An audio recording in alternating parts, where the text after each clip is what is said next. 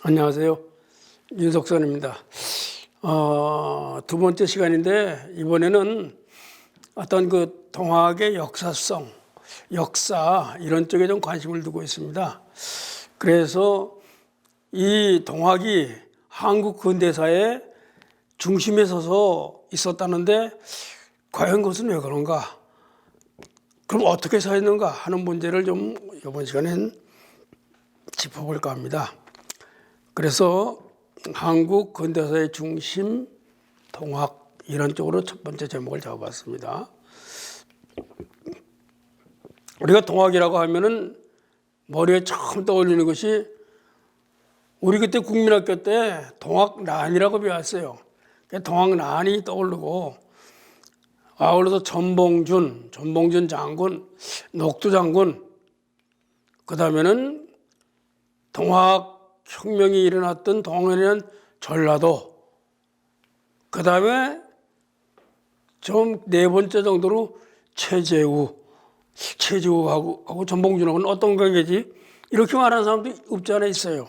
이렇듯이 이렇게 이런 것이 머리에 떠오르게 되는데 왜 그런가 내가 생각을 해봤어요.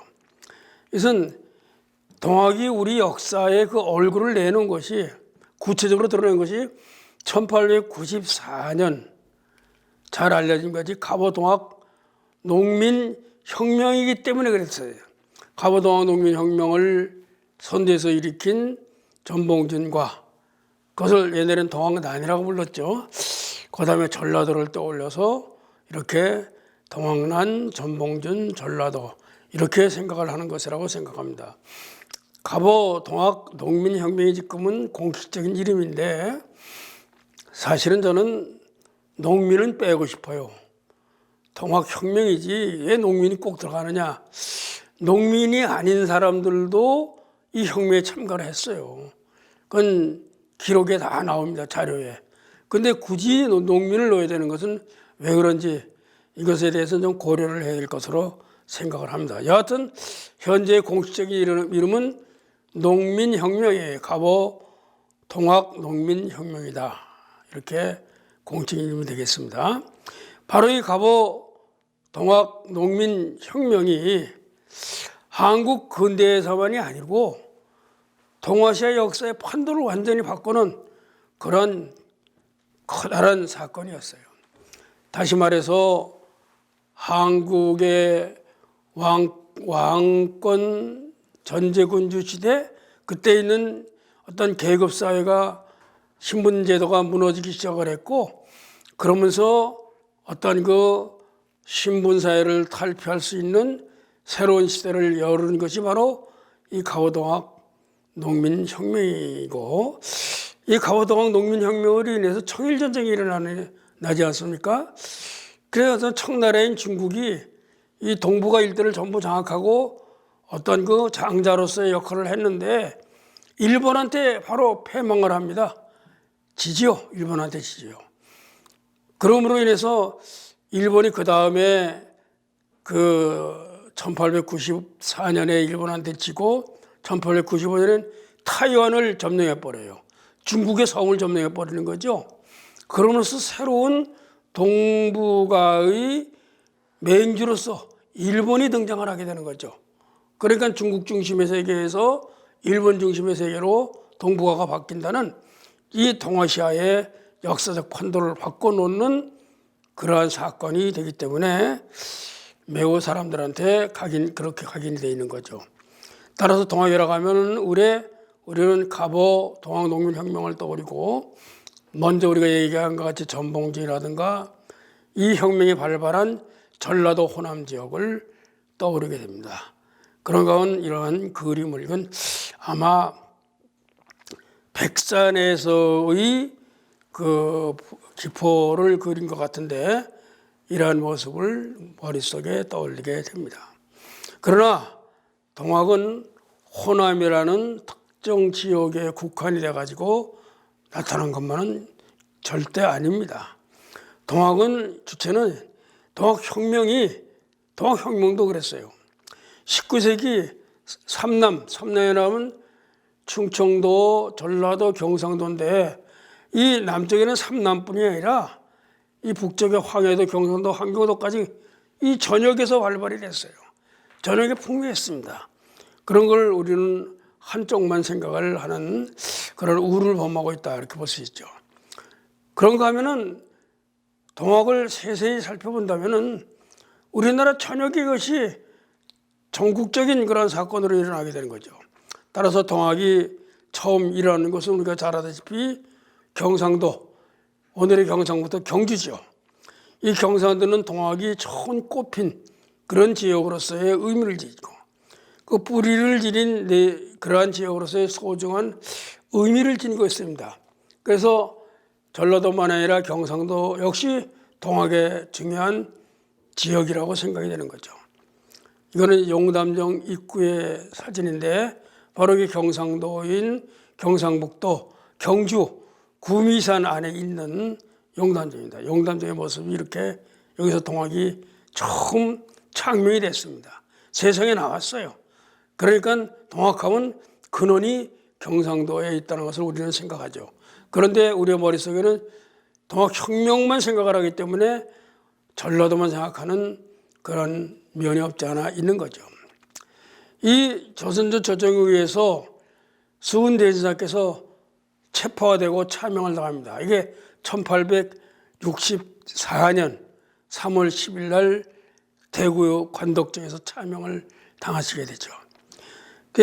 본격적으로 동학에 대한 탄압이 시작이 되고 그때 이 동학 교도들은 경상도 북부 지역으로 몸을 숨겨서 도망가는데 특히 오늘의 태백산맥과 서백산맥이 서로 어우러지는 그러한 충청도, 경상도, 또 강원도 이 산간 마을로 도망을 다니면서 살면서 포교를 하기 시작을 합니다. 이것은 해월 최시영 선생이 도망 들어가서 49일의 기도를 하셨다는 태백산 속에 적저함이 있던 자리인데 지금 적저함이 없어졌어요. 그 자리에 뭐 판넬 비슷한 집이 하나 섰는데 이건 적저함이 아니고 뭐 그냥 어느 스님이 와서 돛 닦는다고 만들어 놓은 거예요. 이 사진은 해월 최시영 선생이 이필제 의교에 연루돼 가지고 그 관군에 쫓겨서 도망갔던 영월 직동이라는 산골 마을이에요. 지금도 굉장한 산골 마을입니다. 지금은 가보면 펜션도 생기고 거기에 뭐 그래서 좀 나아졌습니다만은 십몇 년 전만 해도 그저 마을 사람만 있고 뭐 산 골짜구니 마지막 동네 그렇게 산골이었어요. 그것을 찍은 사진이 이런 산들을 숨어서 전전하면서 그 포독을 해서 동학을 다시 일으킨 것이죠. 이 탄압을 피해서 관의 탄압을 피해서 제기를 한 것은 바로 우리 사진에서 보듯이 강원도 영월이나 정선, 그다음 충청도 단양 이런 데가 바로 이 제기를 한 지역입니다.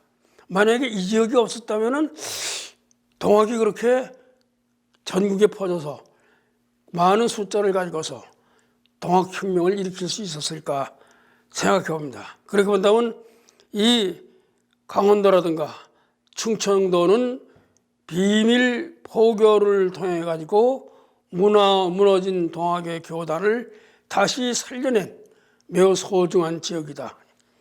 또 이 지역에서의 제기와 부흥이 없었다면은 호남에서 발발한 동학혁명이라는 것이 도저히 있을 수가 없어요. 이때는 1860년대 후반에서 70년대까지 이 지역에 주로 있었어요.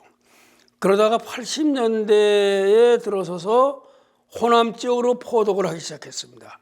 1884년에 처음 해월 선생이 익산 사자함이라는 곳을 갑니다.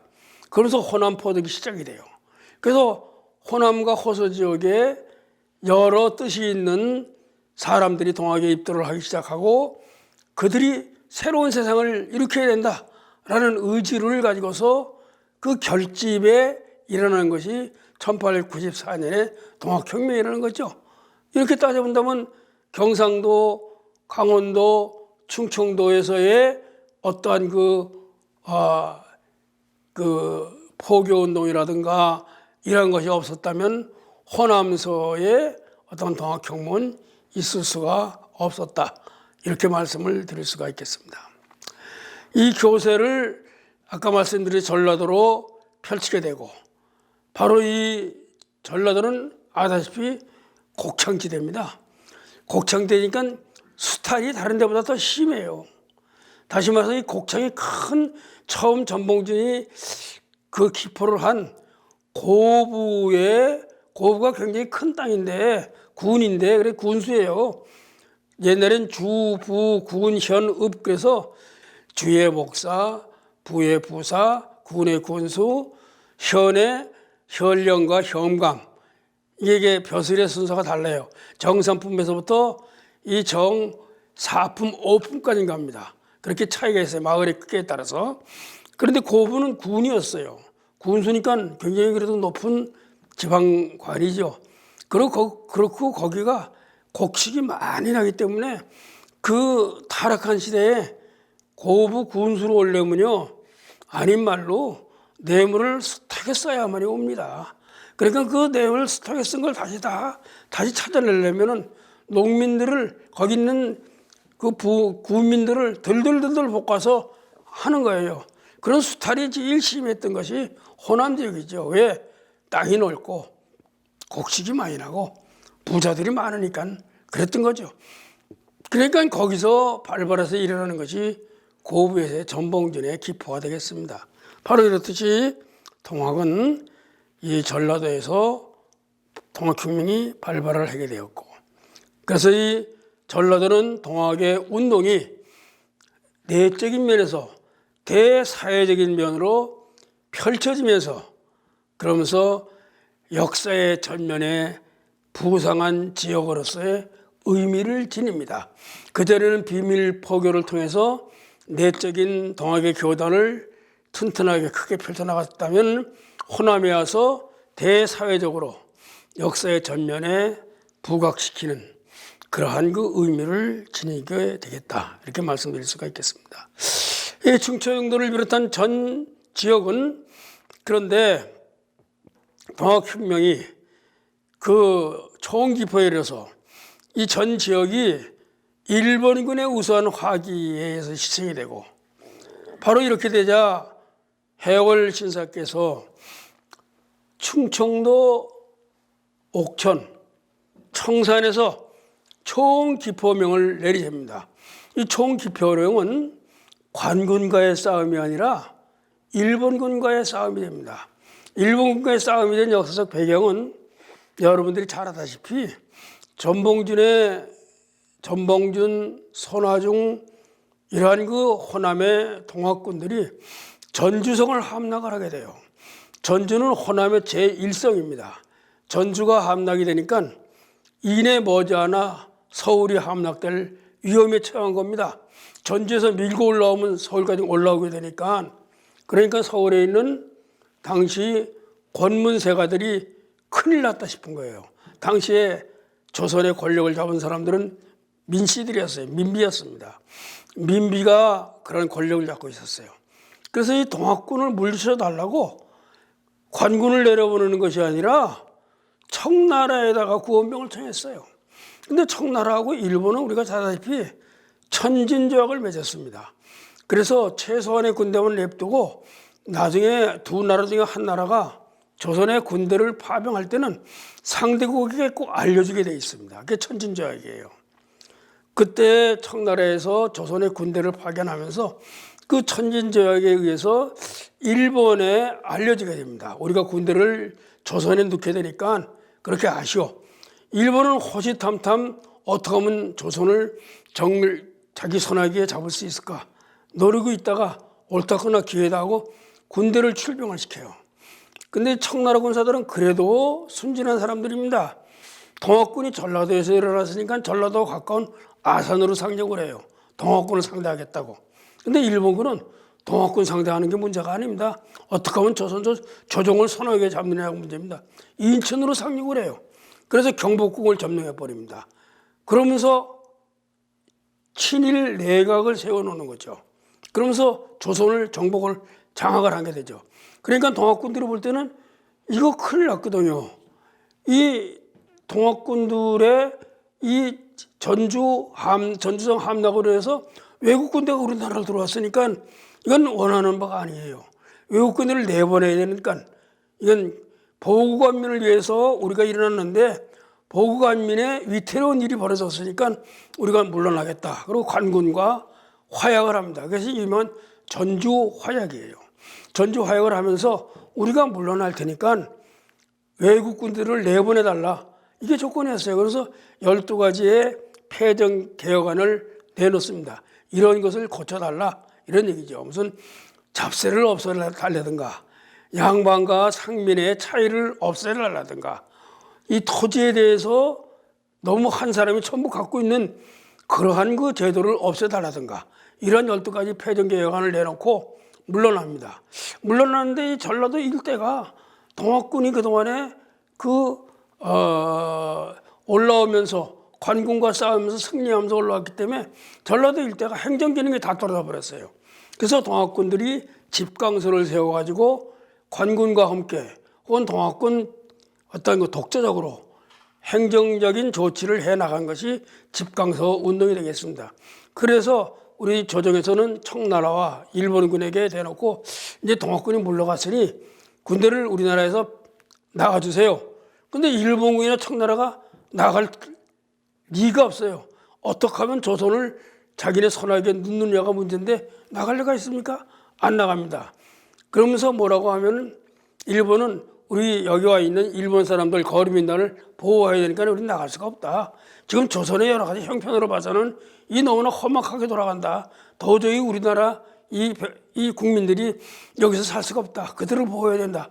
라는 명분으로 군대를 안 내보냅니다. 그러다가 청나라의 군대가 풍도에 와 있는데 그것을 습격을 하게 돼요. 이 풍도는 지금 충청도가 아니라 경기도 안산에 딸려 있는 섬입니다. 그것을 습격을 하게 돼요. 그래서 청일전쟁이 발발하게 됩니다. 일본의 야욕이 청나라를 깨트려버리고 자기가 독자적으로 조선을 어떤 손아귀에 쥐겠느냐 하는 그 야욕의 결과가 청일전쟁이에요. 그래서 청일전쟁을 일으켜서 결국 청일전쟁에서 일본이 승리를 하게 됩니다. 그래서 일본군들이 관군과 연합해서 동학군들을 토벌한다는 명목을 가지고 남쪽으로 내려오면서 행포가 대단합니다. 그것을 해월신사께서 듣고 이건 안 되겠다. 우리가 몽둥이로도 들고 나가서 저 일본군을 막아야겠다. 바로 이게 청산에서의 총기포령입니다. 그건 청산에서의 총기포령은 어떤 그 탐관오리에 대한 것이 아니고 외세의 침범인 일본의 침입으로서 나라를 지킨다는 구국운동입니다. 이것은 구국운동이에요. 여기서는 차원이 달라지는 거죠. 바로 해월 선생님께서 바로 이 청산에서 총기포령을 내리게 되시고 그런가 하면은 이 당시 남접 북접으로 나눠드는데 사실은 남접 북접이란 말은 그전엔 나오지는 않았었어요. 동학혁명 당시에 나옵니다. 그때 좀 그 개혁적인 세력을 가지고 있었던 사람들이 남접을 칭했습니다. 그것이 전봉준, 손화중 이런 사람들이 해당이 되는 거죠. 그렇다고 남접이라고 해서 남도 대도주가 따로 있는 것이 아니에요.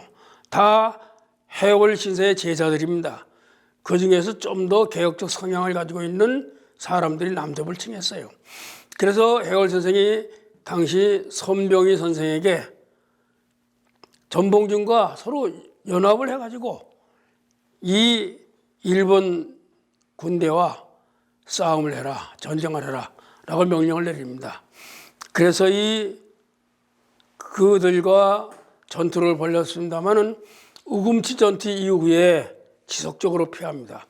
일본군의 화기는 동학군 100명을 죽일 때 동학군은 일본군 1명도 못 죽입니다. 그 정도의 화기의 열세로 인해서 도저히 전쟁이 되지를 못합니다. 많은 사람이 희생을 하게 되는 거죠. 바로 이분은 우리가 잘 아는 해월신사의 모습입니다. 처형이 되기, 사형이 되기 바로 몇 시간 전에 찍은 사진이 됩니다. 이것은 해월지사께서 총기포령을 내린 청산이라는 것입니다. 청산의 문바위골이라는 작은 마을인데 이것이 대도서였어요. 여기서 해월지사께서는 사람들을 모아놓고 가르침을 펴다가 동학혁명이 발발했기 때문에 군대를 내서 동학교도들을 내가지고 동학혁명을 정치한 것이라고 이야기할 수 있습니다. 이건 청산면에 말하자면 중심거리인데 거기에 있는 작은 그 사진이 젊은 남자의 모습이 정순철 선생의 모습입니다. 정순철이라는 분은 어떤 분이냐? 해월신사께서 이 문바위골에서 사모님과 따님과 같이 그렇게 살았어요. 거기에서 덕기라는 아들이 17살 때 불행하게 일찍 죽습니다. 그 죽고 그 딸하고 아들하고 살았는데 동학혁명과 일본군의 침입으로 인해서 청산이 일본군에게 점령이 되기 전에 관군들의 점령이 돼요. 거기에서 사모님과 따님이 체포가 돼가지고 이 보훈관하로 보내집니다. 그래서 보훈관하에 있는 송리 말하자면 이방 정도의 사람에게 주어집니다. 그 따님이란 최윤이라는 따님이 그 이방이라는 사람과 최윤이라는 따님 사이에 정순철이라는 아들이 태어났어요. 근데 나중에 최윤이라는 분이 소박을 맞죠. 근데 이 정순철이라는 이분이 나중에 의암 선명희 선생을 찾아와요. 그래서 선명희 선생께서 아주 사람이 영민하고 똑똑하고 더군다나 스승님의 자손이니까 그 사람을 일본으로 유학을 시켜요. 그래서 방정환 선생과 함께 색동의 활동도 하고 음악가로서 크게 활동을 합니다. 그래서 근데 6.25 때 그때 성신고녀의 교감 선생이었는데 그 이북으로 납치가 됩니다. 그래서 이북서 돌아가셨겠죠.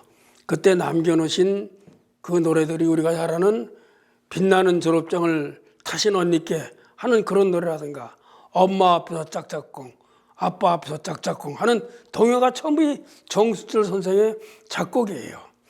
이분을 기리기 위해서 이분이 살던 청산면에다가 정순철 거리를 만들고 정순철 선생의 요 마스코트를 붙여놓은 겁니다. 이것도 마찬가지죠. 즉 총기포령을 내린 것이며 그 이후에 정순철에 대한 여러 가지 기억이 담겨있는 거리로서 청산은 충청도, 옥천 아주 작은 면이지만 의미가 있는 곳이라고 말씀드릴 수가 있겠습니다. 바로 이 19세기 이 동학은 어느 한 지역, 어느 한 얼굴로 우리에게 다가온 건 아니에요. 다시 말해서 혁명의 얼굴이라는 거 한 가지만이 아니고 전라도라는 한 지역만이 아니고 경상도, 충청도, 강원도 그 속에서의 이 민초들에게 가르침을 펼치고 민초들에게 새로운 희망을 불러주는 그러한 동학에서 수많은 어떤 얼굴로서 우리에게 다가왔던 거죠. 강원도, 경상도, 전라도, 충청도 그런가 황해도, 평안도, 함경도 이런 등지에서 동학은 탄압을 받으면서도 또 일어났고 또 일어나면서 전국적인 그러한 교단으로서 일어나서 새로운 세상을 만들기 위해서 끝없이 노력했던 그러한 교단이었다고 말씀을 드릴 수가 있겠습니다. 동학은 바로 이렇던 19세기 전 조선을 풍미했던 그러한 종교이며 운동이며 가르침이었다. 이렇게 말씀드릴 수 있어요. 근데 우리가 동학하면은 동학난, 전봉준, 전라도만 생각하는 것은 우리가 너무 한쪽으로 편향되게 동학을 생각하는 건 아닌가 하는 거죠. 강원도 정선에도 동학이 있었어? 아니 인제에도 있었어? 뭐 충청도 목천에도 있었어, 단양에도 있었어. 우리가 너무나 모르는 동학에 대한 너무나 모르는 얼굴들을 동학은 가지고 있어요. 바로 정선인이 영월 속에서는 이 당시에 많은 민초들에게 새로운 꿈을 심어주는 가르침으로 자리를 했는가 하면은 인제에서는 최초의 동경대전을 목판으로 간행했는가 하면 단양에서도 최초의 용담선을 목판으로 간행을 한 그런 역사적인 사실을 갖고 있어요. 그런가 하면 이 단양에 계실 때 갈천이라는 것, 갈천을 내가 지금 찾아보니까 거기 있는 그 여러 지역을 합쳐서 갈천이라고 그래요. 다시 말해서 송도둑이라는 것을 중심으로 한 여러 것을 다 갈천이라고 하는데 그때의 충청도 지역이나 전라도 지역의 개혁적인 인사들이 그 산간 마을을 찾아왔다고 그래요. 그래서 해월신사님을 뵙고 동학에 입도를 하고 그러면서 그 개혁적인 인사들의 손에 의해 가지고 동학이 이 대사회적인 면으로 얼굴을 내밀기 시작을 했습니다. 이렇듯이 동학은 19세기 전 조선을 풍미하던 그러한 종교이며 가르침이었다. 이렇게 말씀을 드릴 수가 있습니다. 그러면 어떠한 이유에서 동학은 바로 이렇듯 19세기에 전 조선에 풍미하게 되었는가 하는 걸 우리가 좀 따져볼 필요가 있다고 생각합니다. 조선족 후기라는 사회는 우리가 너무나 잘 압니다. 시대적인 혼란과 위기를 들 수 있어요. 그 첫 번째는 조선조를 유지시켜 내려오던 유교적 질서가 무너지기 시작했어요. 조선을 전기와 후기로 나누는데 임진왜란과 병자호란을 중심으로 전기와 후기를 나눕니다. 그러면서 많은 백성들이 조정의 어떤 그 임금을 비롯한 관료들을 믿었어요. 그들을 믿게 되면은 그들에 의해서 좋은 잘 사는 세상, 편안한 세상이 이룩될 줄 알았습니다. 그런데 임진왜란에 어떻게 됐어요? 선조라는 임금이 의주로 제일 먼저 피난 가버렸어요. 한양을 버리고 갔어요. 한양에 이 도성에 남아있던 수많은 백성들이 도륙당했습니다. 경복궁이 불탄 것이 일본 군사가 태운 것이 아니라 우리나라 백성들이 불태워버렸어요. 우리를 버리고 저 도망간 그러한 저 임금 우리가 어떻게 믿냐 이거야. 선조는 어떤 임금이야? 만주로 가려고 그러세요. 만주로 가면요 중국이 얼씨구나 하고 선조를 붙들어 놓고는 우리나라를 완전 속국으로 만들어 버릴 판이에요. 그래서 그때 대신들이 아주 그냥 목숨을 걸고 말렸어요. 가지 마라 말이야. 글로 넘어오면 안 된다. 만주로 가면 안 된다 말렸어요. 그래서 의주까지 피난을 갔던 겁니다. 의주까지 피난을 가서 당시에 그 선조의 그 아들인 광해군이 그 임금을 대신해서 모든 군을 장악하면서 그렇게 한 거죠. 그런가 하면은 중국의 명나라에 구원병을 청해서 명나라가 왔어요. 명나라는 실제 와서 평양 전투 한 번 하고는 전투 안 했습니다. 명나라는 어떻게 하면은 일본하고 어떤 그 친선을 맺어가지고 어떻게 하면은 빨리 물러나느냐, 조선을 어떻게 하면은 자기네 속국을 만드냐 그런 데만 뜻이 있었어요. 그래서 전쟁이 다 끝나. 전쟁은 우리가 아다시피 많은 의병들과 또 뭡니까 이순신 장군 같은 훌륭한 분들이 나와서 끝내 전쟁은 승리로 끝났죠. 그런데 전쟁이 끝난 뒤에 선조는 어떻게 했느냐? 내가 훌륭해서 명나라의 지원군을 받았기 때문에 전쟁이 이길 수 있었다. 이런 소리를 한 겁니다. 그러면서 정말 공을 세운 사람들은 상을 안 내렸어요. 그 다음에 의병에 참여했던 사람들은 예를 들어서 노비가 참여하면 면천을 시켜주기로 했는데 하나도 안 들어줬어요. 의병들이 다 완전히 임금한테 속은 거예요. 신뢰를 잃어버린 겁니다. 그렇게 되고 얼마 안 있어서 그 1636년에는 뭡니까? 병자호란이 일어나지 않아요.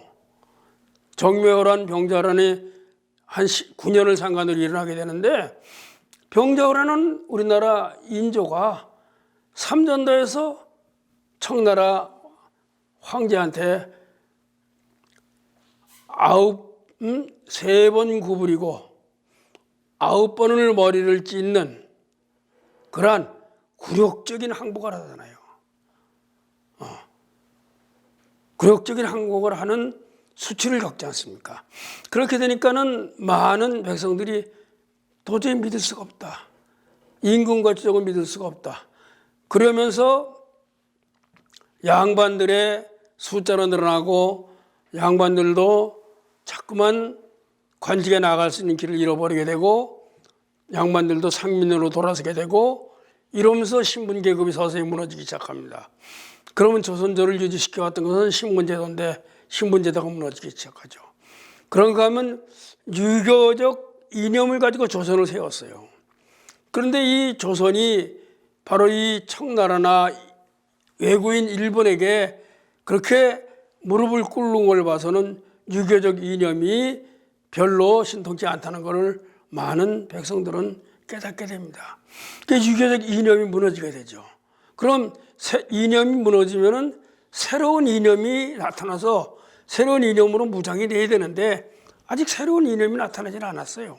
그래서 구질서는 무너지고 새 질서는 들어오지 않은 그러한 아노미 상태를 일으키고 있던 것이 그 아노미 상태의 혼란을 겪고 있던 것이 조선족 후기 사회라는 것이죠. 그런가 하면은 세도 정치로 인해서 완전히 탐관오리들이 설치게 됩니다. 세도 정치의 시작은 정조가 일찍 승하하면서부터 시작돼요. 정조가 일찍 승하하게 되니까 순조가 등극을 하는데 우리나라의 왕실의 법도에서 나이 20 전에 등극을 하면은 왕실의 최고의 어른이 섭정을 하게 돼 있어요. 그럼 최고의 어른은 왕실의 최고는 누굽니까? 대비나 대대비 같은 분들이 최고의 어른이 되겠죠. 근데 그때의 왕실은 누구나 하는 순정 왕후가 남아 있었어요. 순정 왕후는 누구냐 하면 영조의 후비입니다. 영조의 계비예요. 영조는 누구예요? 순조에게는 아버지는 정조, 정조 아버지는 사도세자, 사도세 아버지는 영조니까 증조 할머니가 살아계신 거예요. 그러니까 족보가 무지하게 높죠. 이 영조가 66세 때 15살짜리 계비와 결혼했어요. 51년의 차이를 두고 결혼했으니까 영조가 아무리 오래 살았다 하더라도 이 정순 왕후가 젊기 때문에 이 정조 때도 정조보다 더 어려. 정조 때도 살아있었고 순조가 등극할 때도 왕실의 최고의 어른으로 살아있었어요. 이 정순 왕후가 섭정을 합니다. 정순 왕후는 경주 김씨예요. 경주 김씨는 노론 벽화들이 많았어요. 노론 벽화들이 권력을 잡기 시작했습니다. 그런데 순조가 세자 시절에 간택을 한 세자빈이 있는데 임금이 됐는데도 세자빈을 그대로 왕비로 계승하느냐 하는 문제가 남았습니다. 근데 이 세자빈의 아버지가 바로 김조순이라는 안동김 씨였어요. 이분이 굉장히 뚝심 있고 밀어붙이는 힘이 있고 훌륭하셨던 분인 것 같아요. 이분이 당신의 딸을 순조의 비로소 밀어붙였습니다. 단순히 그 간택의 상태에서 끝났거든요. 세자빈으로 간택의 상태로 끝났는데 간택의 상태에서 끝난 것이 아니고 간택이 됐으니 이 세자가 왕이 됐으니 왕비로 삼아야 된다. 그렇게 밀어붙여서 왕이 됐어요. 그래서 안동긴 씨가 그때부터 세력을 잡기 시작한 거예요. 그래서 이 아까 얘기한 이 김조순, 그다음에 김자겸인가 그분, 그다음에 김명기 이렇게 3대에 내려가면서 권력을 잡고 안동김문의 세력이 내려왔습니다. 바로 이것이 세도 정치의 시작이죠.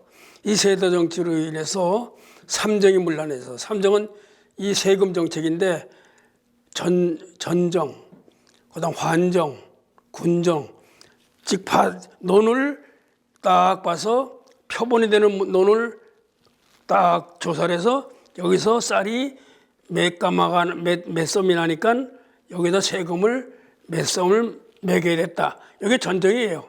그런데 그것을 모종이라고 그러는데 그것을 10년이 지나도 20년이 하지 않고 아무렇게나 세금을 매기는 거예요. 무조건 많이 매기는 거예요. 환정은 이 춘궁기에 곡식을 구워서 먹은 것을 갚는 건데 이걸 갖다가 이 세력 있는 사람들이 그걸 전부 가지고 있다가 춘궁기에 비싼 이자로 갖다가 내서 곡식 장수하는 거예요. 말하자면. 결국 군정은 군인 나가는 대신에 세금을 내는 건데 어린아이 죽은 사람들 100골세까지 물려가지고 군납세를 전부 했으니까 세금 때문에 못 살아요. 그래서 백성들이 도탄에 빠지게 되고 탄관원이가 들끓게 됐던 원인이 거기에 있습니다. 바로 이렇게 동안 가면 상층 계층이나 하층 계층을 막론하고 도덕적으로 다 타락했어요. 우리가 생각할 때는 상층 계층만 도덕적으로 타락하고 하층 계층은 타락하는 것 같지만 안 그렇습니다. 이 시대 때문에요. 상층 계층이고 하층 계층이고 할 것 없이 다 타락을 했어요. 이 어느 대학에서 역사학과에서 한 30년 전에 그 박사학위나 논문이 나왔는데 논문이 이 19세기의 관찰, 주고받은 편지를 분석해서 당시의 시대상에 대한 연구를 한 거예요. 그 논문을 읽어보면 기가 막힙니다. 부녀자들이 길을 못 다녀. 이 길에는 이 못된 깡패 이런 놈들이 많아가지고 부녀자들 다니는 사람들을 그냥 두지를 않아요.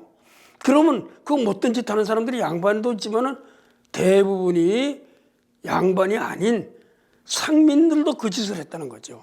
도덕적으로 다 타락했어요. 상층 하층 한 거 없이 다 타락했던 시대가 이 시대입니다. 그러니까 상층이 타락하니까 하층도 타락한 거고 동시에 다 타락한 시대예요. 그것이 이렇게 혼란의 시대가 왔습니다. 그런가 하면 흉년이 겹쳐. 그런가 하면 동남아 일대에 전염병이 돌아요. 콜레라가 돌고 이렇게 살기가 어려워지고 그런가 하면 서양이 서서히 동양에 대해서 침략을 하기 시작합니다. 서양이 동양에 관심을 가진 것은 16세기 이후라고 그래요. 제일 처음 온 사람들은 탐험가들이 왔습니다. 탐험가들이 와가지고 보니까는 야, 우리가 모르는 미지의 땅에는 금도 있고 비단도 있고 굉장한 그러한 새로운 땅이 있단 말이지. 그렇게 되니까 그 소리를 누가 제일 먼저 들었겠어요? 상인들이 듣습니다. 그래서 상인들이 장사를 하러 옵니다. 근데 상인들이 장사를 배를 타고 오면은 문을 열어주지 않으니까 나라의 힘을 벌여서 대포를 쏴서 협박을 해가지고 문호를 열게 하는 거예요. 문호를 열어서 장사를 시작하게 되는 거죠. 즉 일본이고 중국이고 우리나라고 전부 일본도 그렇게 서양에 미국에 의해서 문을 열었습니다. 중국도 영국이나 유럽에서 문을 열고 마찬가지죠. 우리나라는 일본에서 문을 열고 상인들이 들락날락해. 그 다음에는 누가 오냐면은 선교사들이 왔습니다. 그 미지의 땅에 가서 우리의 가르침을 펼쳐야 되겠다. 그 다음에는 군인들이 따라왔어요. 그러니까 순서가 탐험대, 상인, 선교사, 군인. 이 19세기는 군인들이 들어올 때예요. 아편전쟁이 일어났죠. 그런 건 영불연합군이 북경을 함락해버렸죠. 그래서 북경에 있는 궁궐이 막 타고 그랬죠. 이것이 전부 우리나라에 소식이 들어옵니다. 그러면서 조정이나 우리 백성들이 불안해 시작해요. 대지사께서 뭐라고 그랬어요? 순망지탄이라 중국이 망하면 입술이 없어지니까 우리나라도 곧 이가 시려워지는 곧 침봉을 받게 될 것이다. 이것을 걱정을 하던 그러한 시대. 그러니까 외후 내한이 한꺼번에 이렇게 겹쳐있던 불안의 시대가 19세기라는 그러한 시기이죠. 바로 이러한 당시의 시대상으로 인해서 이거 안 되겠다. 개서가 붙고 1860년 임술년에는요 전국적으로 200회에 가까운 밀란이 일어났습니다. 밀란이 일어나서 막 난리가 났고 그런가 하면은 이 밀란 속에 시대가 불안해지고 백성들은 더욱더 살기가 어려워지는 불안과 혼란이 가중이 되기 시작을 했습니다. 이 정치적인 파행과 경제적인 어려움, 서양 침략의 가시화, 그런가 하면 기존 질서의 붕괴, 유교적 질서의 붕괴라든가 새로운 질서가 들어오지 못하는 그러한 아직 들어오지 않은 그러한 그 혼란의 시대. 그런가 하면 이 시대적 혼란과 위기 의식 속에서 많은 사람들이 새로운 변혁을 시도합니다. 이게 세상이 바뀌어야 된다. 그러면서 이 사람들이 동학의 가르침이 정말 이 시대를 바꿀 수 있는 가르침이라고 생각을 하는 거예요.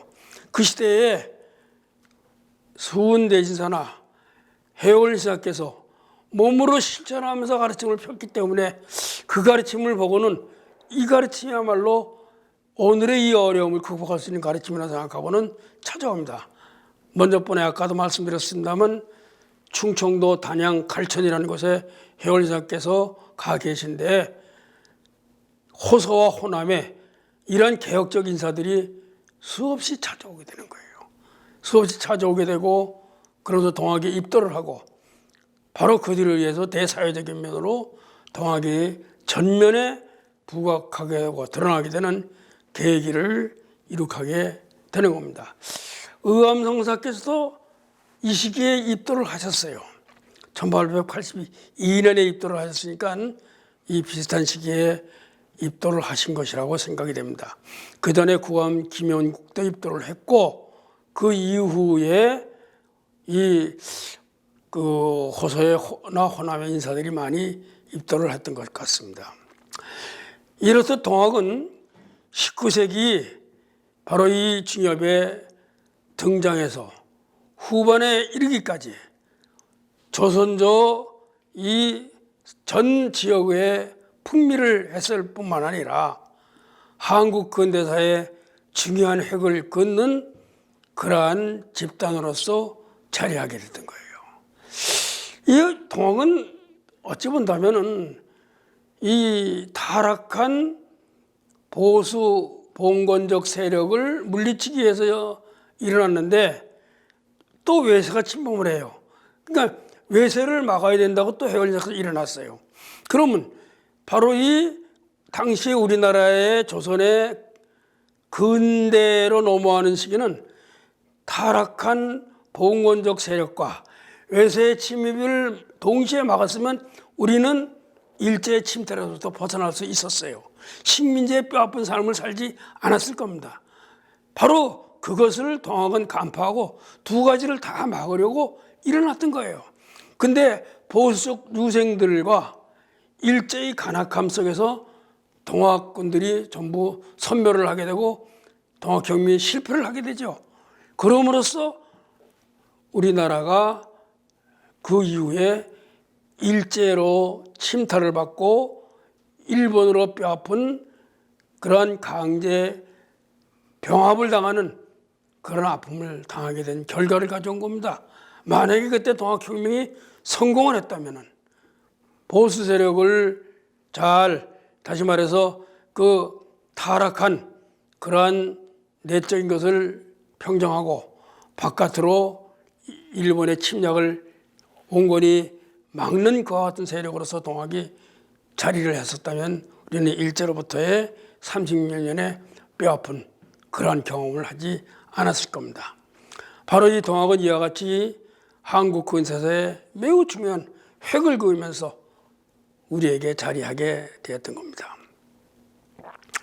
바로 이런 시대적 상황만으로 그럼 과연 동학이 19세기 전 조선을 풍미할 수 있었을까? 아까 얘기했듯이 안동기문의 세도 정치라든가 외세의 침입이라든가 어떤 기존 질서의 붕괴라든가 어떤 상층민 하층민을 망라한 타락이라든가 이런 것만으로 인해서 동학이 과연 풍미할 수 있었을까?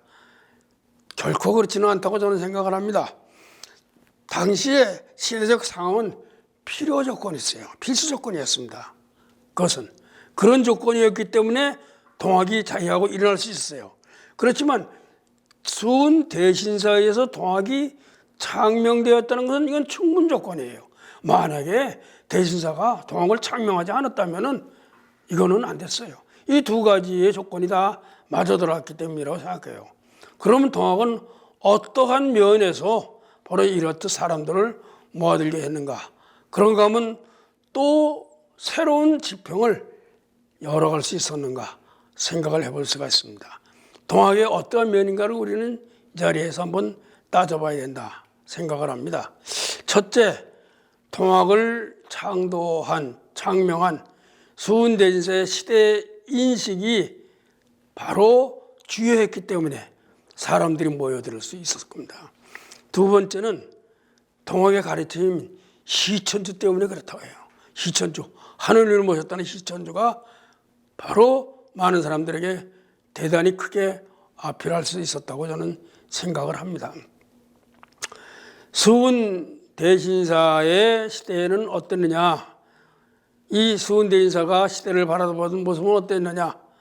첫째, 수은대신사는 당시 시대에 대해서 굉장히 균형 잡힌 그런 인식을 가지고 쳐다봤어요.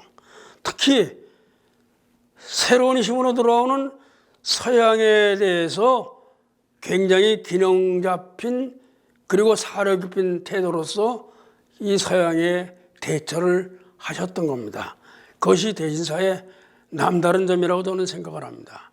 즉 시대에 대한 수은대신사의 인식은 어땠느냐 하면은 그 시대적 위기를 맞는 것이 어느 한 계층에 의해서 다시 말해서 상층 계층의 타락이라고만 보질 않았어요. 이것을 우리가 흔히 그런 동학하면 하층 계층이 상층 계층을 향해서 싸운 것으로 뭐 그런 면도 없지 않아 있습니다만은 동학의 궁극적인 것은 상하층이 모두 타락 안 했으니까 상하층이 모두 새롭게 태어나지 않으면은 이 시대는 새로운 시대가 안 된다는 가르침입니다.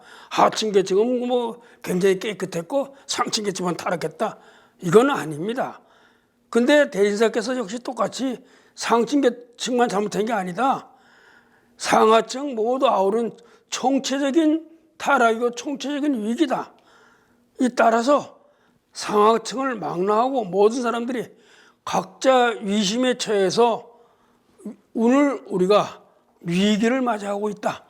이렇게 생각을 하셨던 겁니다. 그래서 이것은 용담유사 몽직노선문학과에 나오는 부분인데 이런 부분이 나와요. 몽직노선문학과에. 매간매직 세도가도 일심은 궁궁이요. 매간매직 세도가는 당시에 상층계층 사람이죠. 일심은 궁궁이면 한쪽 마음은 궁궁에 가 있다 이 소리인데 궁궁은 뭐냐면 정감록에 의한 식승지를 말합니다. 궁궁촌. 글로 가 있으면 환란을 피할 수 있다. 나 하나만 잘 살겠다. 나 하나만 그 피난처에 가서 내 하나 목숨만 보존하겠다 하는 생각을 이 지배계층도 갖고 있다 이 소리예요. 그런 거면 전국사인 부참주도 이 부자도 한 마음은 나 하나만 잘 사는 궁궁촌 찾아가겠다. 자기 하나만 호의호식하고 살겠다. 요 생각을 하고 있다는 거예요. 근데 이것만 유리걸식 폐가자도 유리걸식 폐가자는 어떻습니까? 하층계층의 사람이에요. 즉 길거리 떠돌아다니면서 밥이나 얻어먹고 모든 걸 폐가한 그 사람도 자기 하나 궁궁촌 찾아가서 십승지의 하나인 어딘가를 찾아가서 십승지가 정감록이 여러 2번이 있는데 한 18군데 나온다고 그래요. 따져보면 18군데 된대요. 그 중에서 빠지지 않고 꼭 끼는 데가 되면 풍기입니다. 풍기 사과만이라는 영지인데 풍기죠. 풍기에 가면요 한 4대째 사는 사람들이 있어요. 4대째. 황해도 이쪽에서 오신 분들입니다. 그분들은 누구냐면 정감록을 믿고 정감록에서 말하는 십승지를 찾아와서 거기 살았어요. 그래서 지금 4대째 사는 거예요. 4대 5대째 지금 살겠죠. 실제 그 풍수지리를 연구하는 사람들이 조사한 결과입니다. 그게. 그렇듯이 이 시대에 바로 이 정감록에 의해서 자기 하나만 살고 자기 하나만 편하게 살 수 있는 것, 이 정감록의 십승지라는 건 지극히 각자의 집의 태도예요. 나 혼자 거기 들어가서 나 혼자 밥 잘 먹고 혼자 사는 거 이게 틀린 거 아닙니까? 그걸 조정하는 거 아닙니까? 그런 전국사인 부첨지도 매간매직 세도가 하는 이 상층계층의 사람만 아니라 유리걸식 폐가도 하층계층 사람도 이랬다 이거예요. 풍편의 뜨인자도 마찬가지죠. 하층계층의 사람들요. 이 사람들도 어떻게 하면 궁궁청가할까? 이게는 뭐냐면 매우 상징적인 표현인데 어떻게 하면 나 하나 잘 살 수 있을까? 이런 각자의식에 다 있다는 거예요. 바로 이 대인사께서는 이렇듯이 상층계층만이 아니고 하층계층 모두가 상하층을 막론하고 이렇게 타락한 시대가 이 시대였다는 거죠. 그래서 이 시대를 새로운 시대로 만들기 위해서는 상층계층이고 뭐고 하층계층이고 뭐고 모두가 이 타락하면서부터 벗어나야 된다는 생각을 하신 것이죠. 이런 시대의식을 극복하기 위해서는 어느 한 계층만이 아니라 이 시대의식을 극복하기 위해서는 또한 어느 한 계층이 지도적으로 나서도 안 된다는 거죠. 모두가 나서야 되는 거예요. 상하층을 막론하고 모두가 나와야 된다. 지배계층이나 피지배계층이나 막론하고 민족의 단위로서 국가의 단위로서 이 어려움을 헤쳐나가려고 하지 하층계층의 사람이 상층계층만 바라다보고 니들이 잘 사는 세상 만들어주세요.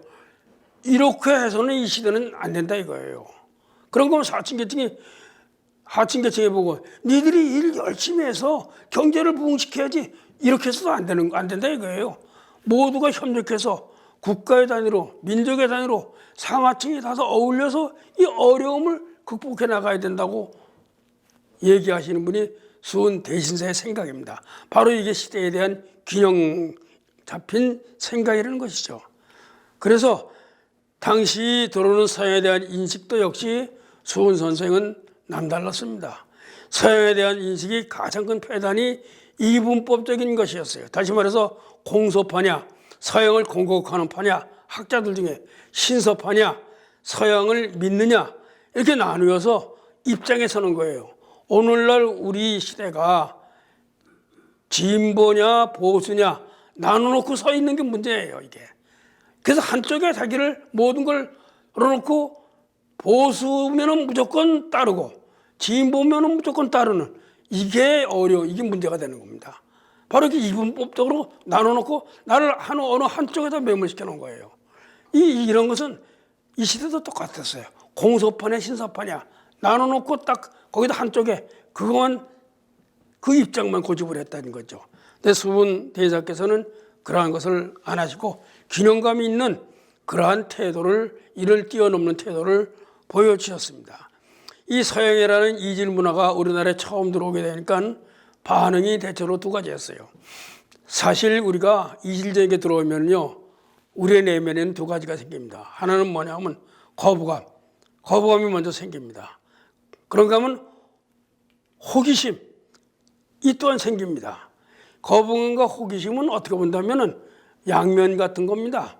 근데 어느 것이 강하게 나타나냐 따라서 거부감을 드러낼 수도 있고 호기심을 드러낼 수가 있어요. 서양이라는 세력이 들어왔을 때도 마찬가지예요. 거부감을 가진 것은 바로 집권층의 상층계층의 기득권자들이 바로 이 거부감을 가졌어요. 왜? 새로운 세력이 들어와서 내가 가지고 있는 기득권적인 세력을 침범하지는 않을까 하는 생각을 하면서 거부감을 갖게 됩니다. 기득권에서 많이 발견이 됩니다. 그래서 이 서양 사람들을 양이 서양의 오랑캐라든지 양귀, 서양의 귀신이라고 폄하하기 시작을 했습니다. 그런가 하면은 특히 서양을 신봉하는 사람들이 우상숭배라고 해가지고 제사를 지내지 않아요. 그런 기록들이 나타납니다. 그래서 심지어는 부모님이 상을 당했는데도 신의를 세우지 않습니다. 신의가 우상이니까 신의를 세우지 않고 문상조치 받지 않았어요. 유명한 윤지층 사건이 그 사건입니다. 진천 사건이라는 윤지층 사건이 바로 그 사건인데 그래서 당시에 보수적인 유림들이 바라다 볼 때는 이건 오륜을 벗어나가지고 이것은 오랑캐스를 따르는 것이니까 이거는 안 된다 하고 법으로 처리했어요. 그때 어느 기독교 학자가 그래. 왜 이걸 법으로 처리하느냐? 제사를 지내고 안 지내고 문상을 받고 안 받는 것은 개인의 문제를 왜 법으로 처리했느냐?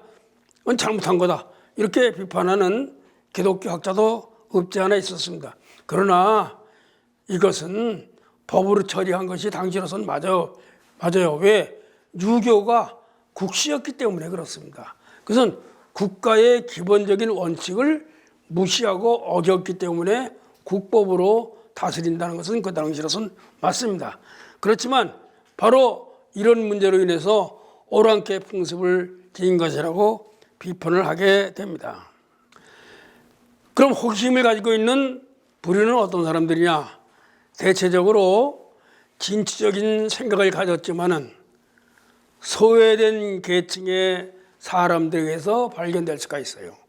소외됐기 때문에 새로운 세력에 대해서 손을 뻗치고 호기심을 가질 수가 있죠. 그래서 서양과 서학에 관해서 적극적이고 또 이들이 지닌 좋은 점들을 찾아서 우리 것으로 만들려고 노력을 합니다. 과학적인 태도라든가 이들이 가지고 있는 어떤 평등 사상이라든가 이런 걸 받아들일 수 있죠. 그래서 서학이 지닌 합리적인 모습이라든가 과학적인 면, 또 신 앞에서의 평등하다는 평등주의 등에 많이 공감을 가지고 관심을 갖기 시작합니다. 근데 수은 대인사께서 지녔던 서학의 생각은 신서파니 공서파 같이 어느 한쪽으로 결코 나누어져서 그 한쪽을 고집하지는 않았습니다. 수은 대인사께서는 가난한 선비의 만득자, 늦게 태어난 그런 아들이고 굉장히 어려운 삶을 사는 사람입니다. 그런가 하면 그 어머니 한시 부인이 재가녀였어요. 과부였는데 그 아버지한테 시집을 왔어요. 그래서 재가녀의 아들로서 과거를 볼 수 없는 그러한 사람입니다. 어찌 본다면 당시로서는 사회적으로 소외가 돼 있는 그러한 사람의 한 사람이라고 볼 수 있겠습니다. 그래서 새로운 힘으로 밀려 들어오고 있는 서양에 대해서 보다 관심을 가지고 살펴보고 그러한 소질을 충분히 지닌 사람이라고 볼 수가 있어요. 그래서 서양이 혹 당시에 어려운 세상을 새롭게 변혁시킬 수 있지 않을까, 그런 가르침이 아닐까라고 수은 선생은 한때 생각을 하고 서양에 대해서 서학에 대해서 관심을 가졌던 것은 분명합니다. 관심을 갖고 깊이 살펴봤어요. 그 이유는 동경대전 논학문에서 이야기하는 거 보면 서학에 대해서 공부하지 않고는 그렇게 말할 수가 없어요. 충분히 공부를 하셨던 분입니다. 그래서 수은 선생은 서학에 대해서 보다 긍정적으로 바라다보고 그것에 접근을 하고 공부를 하셨던 거로 우리는 알 수가 있습니다. 주유초나 10여 년 동안에 서학을 만나보고 서학에 대해서 공부를 하셨던 것이죠. 그러나 바로 수은 선생은 서학이 지닌 침략성, 이 군대를 보내서 중국을 점령하고 그 땅에다가 교회당을 세웠어요. 그리고는 하나님의 뜻을 폈어요. 침략이 앞섰어요. 이 침략성과 그다음 각자위심, 이것을 발견하고 서학은 안 되겠다라고 생각을 하셨던 거예요. 다시 말하면서 서학이 더 이상 이 세상을 구할 가르침이 아니라는 생각을 하고 배격을 하시게 된 것이죠. 그래서 당시 서양 사람들이 신봉하는 그러한 일반 사람들이 신봉하는 서양 사람들은 제사도 지내지 않기 때문에 오른에 벗어난 오랑캐라고 비판하는 데서 그치지 않고 수은 선생은 이 서학의 교도들이 죽어서 나 하나만 천당 가겠다고 비는 그 각자의심의 마음을 보고서 저건 안 되겠다. 천당 가고자 비는 것은 궁궁천 가자고 생각하는 그것과 무슨 차이가 있느냐 이거예요. 그것과 똑같은 각자의심이다. 그렇기 때문에 서학은 안 되겠다라고 생각을 하시고 비판을 하신 겁니다. 바로 수은 선생이 서양과 서학에 대한 비판은 이렇듯 당시 사람들과는 달랐습니다. 호기심을 가지고 처음엔 바라다 봤지만은 그 서양과 서학이 가지고 있는 침략성과 각자 이심의 모습은 바로 수은 선생으로부터 서학을 비판하게 하는 계기가 되었습니다. 그래서 수은 선생님께서는 이렇듯 한쪽으로 치우치지 않는 균형 잡힌 시대인식과 함께 서양 서학에 대한 태도 역시 바로 이렇듯 균형 잡힌 태도를 가지고서 이야기를 할 수 있으므로 당시에 올바른 식견을 가지고 정말 어떻게 하면 이 시대를 개혁해 나갈 수 있는가 하는 많은 사람들로부터 호응을 받는 중요한 바탕이 됐습니다. 그럼으로써 많은 사람들이 동학을 입도하게 된 것이죠. 어느 한쪽에 쓴 것이 아니고 이쪽이 가지고 있는 잘못된 것과 저쪽이 가지고 있는 잘못된 것과 이쪽이 가지고 있는 좋은 점과 저쪽이 가지고 있는 좋은 점을 비판할 걸 비판하고 받아들일 건 받아들여서 세상에 내놓을 수 있는 균형 잡힌 모습 속에서 많은 사람들이 찾아올 수가 있는 계기를 일으켰다. 오늘의 이 갈등과 혼란도 저는 그렇게 생각합니다. 균형 잡힌 시각을 가지고서 이 시대를 이야기를 해야 돼요. 어느 한쪽에 서서 이야기를 하기 때문에 분명히 반대쪽에 반대하는 쪽이 있어요. 그래서 갈등의 골은 깊어질 수뿐이 없는 겁니다. 비판할 건 비판하고 아무리 내가 있는 쪽이라도 비판할 걸 비판하고 받아들일 건 받아들이고 이렇게 해서 균형 잡힌 시각을 지식인들이 내놔야 돼요. 그래야만이 이 시대의 갈등이 없어진다고 저는 생각합니다. 바로 이것이 수은 대진사의 생각이었다라고 저는 생각을 합니다. 바로 이러한 수은 대진사의 현실과 사회에 대한 균형 잡힌 모습과 함께 대진사께서 세상에 나온 시천주의 가르침이 당시에 많은 민중들이 찾아올 수 있는 계기를 일으킨 것이다 라고 말씀드릴 수가 있습니다. 이 시천주에 관한 이야기를 좀 하도록 하겠습니다. 시천주라는 것은 그러면 어떤 가르침인가? 하늘님 모셨다. 이 간단하게 얘기할 수 있지만 이것은 그럼 어떤 의미로 우리한테 다가오는가 생각을 해봐야 돼요. 수은 대지사께서 경신년 4월 초다새에 바로 이 결정적인 종교 체험을 통해 가지고 세상에 펼쳐진 가르침이 그 핵심, 진리가 사람이 하늘님을 모시고 있다라는 시천주의 가르침이 됩니다. 이것은 바로 이 시천주의 가르침을 체득하신, 깨달으신 하늘님으로부터 도를 받은 그러한 경주 용담의 모습입니다. 바로 이 시천주는 이 당시 봉건사회를 뒤흔들 수 있는 어떻게 보면 반역이고 다른 쪽으로 보면 혁명적인 발언이 아닐 수가 없어요. 그 이유는 있어요. 가장 지전인 임금에서부터 저 하층민 천민인 그러한 그 사람까지 모두 하늘님 모시고 있으니 근원적으로 갔다. 이거는 당시에 조선조로 볼 때는 이건 반역 중에 반역이에요. 7천이라 그래가지고 조선사회에 7계층의 천한 부류가 있었다고 그래요. 천한 그런 계층이 있습니다. 대표적인 인물들이 백정들이에요. 백정도 한 가지가 아니에요. 소장문 백정이 있지만 고리 짜는 백정도 있습니다. 고리 짜는 백정. 옛날에 고리 짜서 돈을 많이 버는 백정이 돈으로 양반 첩지를 사가지고 양반 첩지 샀어요. 또 돈으로 벼슬자리까지 샀어요. 그래서 사또가 돼가지고 지방에 부임까지 했어. 부임. 그 백정이. 근데 동원아마다에 서 보니까 거기에 나무가 버드나무 아니 이거 무슨 버드나무가 뭔가 하나 큰 게 섰단 말이야. 이러고 보더니 아이고 저 나무 보니까 고리 째기가 참 좋겠구나. 고리 째기 좋게. 고리 짜던 백정이니까 나무 보니까 고리 짜던 게 생각나. 옆에 있던 이방이 속으로 아이고 고리 백정 어딜 가도 그걸 버리지 못하는구나. 그러고 비웃었다는 얘기가 있어요. 그렇듯이 백정도 여러 층이에요. 근데 백정은 그래서 다른 사람하고 결혼을 못해요. 그래서 백정끼리 결혼해. 백정끼리 모여 사는 마을이 있습니다. 백정은 상투를 못 짜요. 백정은 집에다 돈이 아무리 많아도 기와를 못 올려요. 백정은 아무리 나이가 들어도 양반 앞에서는 담배도 못 피고 술도 못 마셔요. 그렇게 차별을 했습니다. 그렇게 차별하는 시대에 저 임금과 저 아래에 있는 그러한 천노까지 모두 하늘님을 써서 본원적으로 똑같다?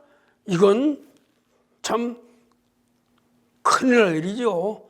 반역이고 오늘로 보면 혁명과 같은 얘기를 대신자께서는 이 시천지의 깨달음을 통해서 천명해 놓으셨어요. 그러니 얼마나 신이 나는 얘기입니까? 그런가 하면 수은대신사의 이 중요한 가르침이 시천인 만인평등의 사유가 당시에 불평등과 부조화의 삶 속에서 새로운 변혁을 꿈꾸던 사람들에게 굉장히 매력적인 가르침으로 다가왔어요.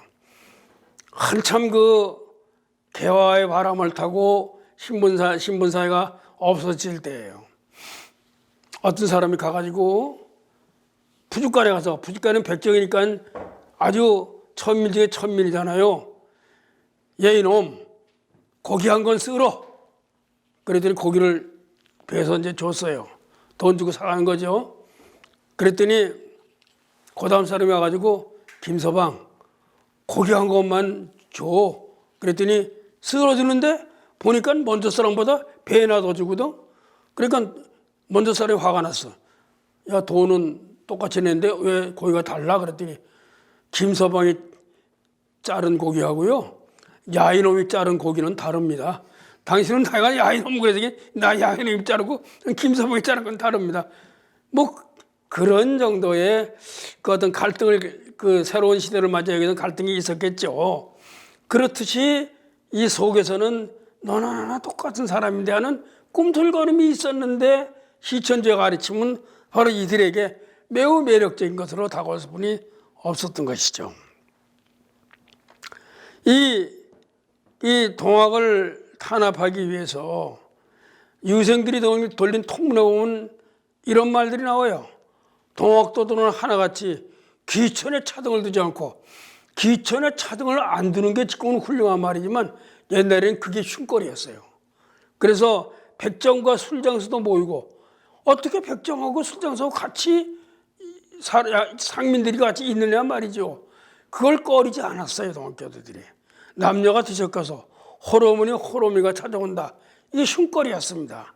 그러니까는 유생들이 탄압을 하기 위해서 이런 통문을 돌렸습니다. 이렇게 또 유무상자, 재물이 있든 없든 서로 돕기를 좋아하니 가난한 사람들이 이것을 기뻐했다. 이렇게 흉을 받습니다. 이렇듯이 동학이 당시로서는 당시에 어떤 지배계층으로 볼 때는 이해할 수 없는 일이 벌어졌습니다마는 대단히 혁신적이고 많은 사람들한테 새로운 꿈을 꿀 수 있는 시천지의 가르침을 펼치게 됐던 것이죠. 또 수은대신사께서 펼친 시천지의 언명 속에는 바로 오랜 동안 봉건사회에서 유지시켰던 신분사회를 바꿔놓은 충격적인 가르침이 되는가 하면 바로 이러한 시천지의 가르침은 세상을 새롭게 바뀌는 다시 개벽의 시작이라고 볼 수가 있겠습니다. 당시 시대적인 어떤 의식은 어땠었느냐? 지배계층이 정치를 잘해가지고 요임금, 순임금 같은 시대를 맞이하게 된다면은 하층계층은 덩달아 따라가서 잘 사는 것이다. 이게 당시의 시대적인 인식이었어요. 그러니까는 하층계층은 어떻게 보면 매우 수동적이었습니다. 시대를 변혁한다거나 시대를 새롭게 한다거나 이런 데서는 수동적이었어요. 지금도 일부에서는 그런 분들이 없지 않아 있습니다. 그런데 이 당시 시대적 위기를 극복하기 위해서는 상층계층만 아니라 하층계층 역시 힘을 발휘해야 된다 하는 것이 시천지 수은대신사의 가르침이 되겠습니다. 바로 수은대신사의 가르침에는 어떤 것이 있느냐? 시천지는 본원적으로 모두 하느님을 모시고 있으니까 모두가 평등하다는 그것을 뛰어넘어서 이 문제에 있어서 나도 한 사람의 주체로서 하늘님 모신 사람으로서 이 시대적 위기를 극복하는 주체가 될 수 있다는 새로운 자각을 해주게 된 거죠. 이 시천주는 바로. 그래서 수동적으로 상층계층이 잘 사는 세상을 만들어주는 것을 기다리는 것이 아니라 하층계층 역시 잘 사는 세상을 만드는데 적극적으로 참여할 수 있는 참여의 주체로서의 새로운 자각을 시켜줄 수 있는, 각성을 시켜줄 수 있는 그와 같은 가르침이 시천주가 되는 거죠. 시천주는 따라서 당시에 많은 사람들로부터 한 사람의 주체로서의 자신을 새롭게 자각시켜주는 그와 같은 가르침으로서 작용을 하게 된 것입니다. 바로 수훈 선생이 대의사가 펼친 시천주의 이 가르침은 다시 말해서 당시 억압받던 하층민 역시 시대 변혁의 선두에 서서 나설 수 있고 그와 같은 계기를 마련해 준 거예요. 저기 전라도 고부에서 원민들이 일어난 것은 먹고 살기 힘들어서 일어난 거예요. 먹고 살기 힘들어도 그냥 참고 이게 어쩔 수 없는 거야 하고 사는 수동적인 자세의 사람이 있는가 하면 그것을 분연히 떨치고 일어날 수 있는 사람이 있는 거예요. 떨치고 일어날 수 있는 것은 인간의 본성이지만은 그 본성을 일깨워준 가르침이 바로 수훈대인사의 시천주의 가르침이라는 거죠. 그 가르침을 통해서 자신에 대한 주체를 자각하게 되고 이 주체가 이 시대를 변혁시켜야 된다는 자각을 하게 되고 그럼으로써 떨치고 일어났던 것이죠. 바로 오늘 우리 민주사회가 말하게 있는 기회의 균등 이런 면을 그대로 지는 거예요. 기회를 똑같이 주는 거지. 민주사회의 균등이라는 것은 기회를 똑같이 주는 거지 똑같이 먹고 살라는 게 아니에요. 똑같이 어떻게 능력에 따라 다르지. 기회를 다 줬는데 그 기회에 따라서 어떤 사람은 잘 사는 사람이 될 수도 있고 어떤 사람은 못 사는 사람이 될 수도 있어요. 그것은 개인의 차가 있을 수 있는 거죠. 개인의 차라는 걸 인정하지 않고 다 똑같이 잘 산다는 건 있을 수가 없어요. 기회를 똑같이 주는 거예요. 어떤 사람한테는 기회를 많이 주고 어떤 사람한테는 기회를 조금 줘. 이거는 민주사회가 아니에요. 이때는. 이건 전제국가라든가 봉건사회의 모습입니다. 그러나 똑같이 기회를 주는 것. 바로 이러한 모습을 시천주의 가르침에서 우리는 발견할 수가 있습니다. 바로 시천주를 통해서 어떤 의식이 변혁하게 되고 이러한 의식이 민중사회에 파급되게 되고 그래서 당시 19세기 중반이지는 위기를 극복하고 시대를 새롭게 변혁시키기 위해서는 어느 한 계층만이 아닌 상층민 하층민을 망라하고 모두 함께 힘을 합해서 노력해야 된다는 자각을 준 겁니다. 오늘의 시대적 어려움 이런 걸 극복하기 위해서는 진보와 보수로 나눌 것이 아니라 합쳐서 갈 수 있는 길이 있다면 얼마나 좋겠습니까? 한쪽만 우길 것이 아니라 나만 잘났다고 할 것이 아니라 서로 간에 협력할 건 협력하고 비판할 건 비판해 가면서 협력을 하고 그렇게 나아갈 수 있는 길이 마련된다면 오늘의 위기가 벗어질 수 있는 거예요. 바로 이것은 시천주의 정신이라는 겁니다. 시천주의 정신은 바로 이런 데 있다는 것이죠.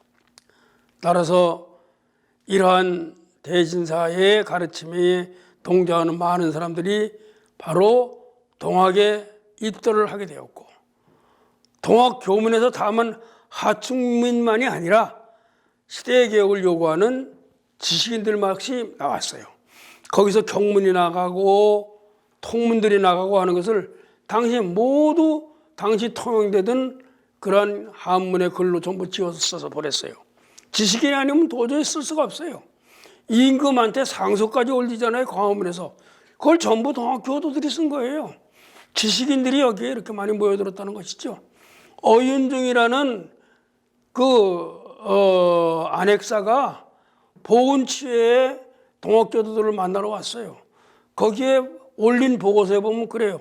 동학교도들은 그러한 그 흉악한 난민들이 절대 아니었다. 지식인들이고 점잖은 사람들이었다. 그러면서 충분히 토론을 할 수 있는 사람들이라고 얘기를 했어요. 그런가 하면 동학교도의 한 사람이 뭐라 그러면 우리가 모인 것은 여기서 어떤 폭력적인 뭘 하려는 게 아니다. 서양에서 말하는 민회라는 것을 여기서 우리가 하는 것이다. 평화적인 시위를 연다. 그러니까 얘기를 할 정도로 당시의 지식인들이 거기에는 같이 참여를 했던 것이죠. 그러므로 동학은 다만 폭도들의 집단이 아니라 폭도는 있지도 않았어요. 사실은 시대를 바르게 개혁하고자 하는 시대적 사명을 지닌 사람들의 집단이었어요. 오늘 바로 이 동학혁명이 일어나던 혹은 대인사 시절에 동학교도와 같은 동학 같은 그러한 집단이 오늘 필요합니다. 그러면 정말 뜻이 있는 사람들이 모일 겁니다. 이 시대를 정말 개혁하고자 하는 사명을 지닌 사람들의 집단이었다고 볼 수가 있겠습니다. 그래서 당시 얼마나 많은 사람들이 동학의 가르침을 받기 위해서 모여들었나 몇 가지 예를 들어보겠어요. 첫 번째로는 1927년 천도교의 이론가인 소춘 김기전 선생이 수은대진사의 수양딸 80할머니였다고 그래요. 그분을 인터뷰한 기록이 나옵니다.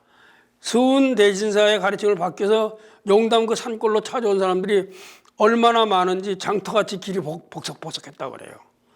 그런가 하면 가져온 사람들이 선생님들한테 패백이라고 즉 기념 오늘로 말하면 예물이죠. 드린다고 꽃감을 가져왔는데 그 꽃감을 먹고 버린 꽃감 꼬지만 동네 아이들이 집어가도 군부를 뗐을 정도로 많았다고 그래요. 그렇게 많은 사람들이 찾아왔어요. 또 하나의 예를 하나 들겠습니다.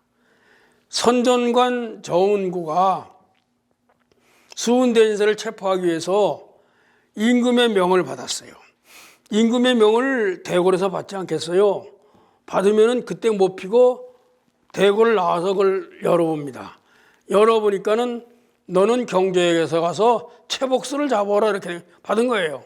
그래서 무예별감 2사람과 종 2사람 데리고 5사람이 내려옵니다.